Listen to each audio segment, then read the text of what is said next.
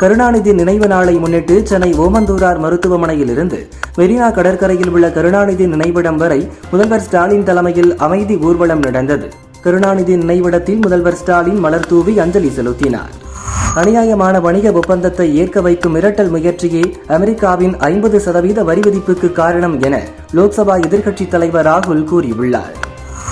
MBBS, BDS படிப்புகளுக்கான முதல் சுற்று பொது கலந்தாய்வு ஆகஸ்ட் 12ஆம் தேதி மாலை 5 மணி வரை நீட்டிக்கப்பட்டுள்ளது.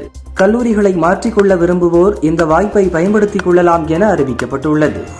கொடிக்கம்பங்களை அகற்றும் நடவடிக்கைக்கு தடை கோரிய வழக்கில் இடையிட்டு மனு தாக்கல் செய்த அரசியல் கட்சிகளின் நிலைப்பாட்டை எழுத்துப்பூர்வமாக தாக்கல் செய்ய ஹைகோர்ட் மதுரை கிளை உத்தரவிட்டுள்ளது.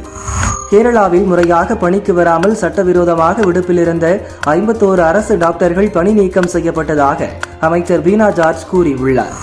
ரஷ்யாவிலிருந்து எண்ணெய் வாங்கியதற்காக சீனா மீதும் வரி விதிக்க முடியும் என அமெரிக்க அதிபர் டிரம்ப் சூசகமாக தெரிவித்துள்ளார்.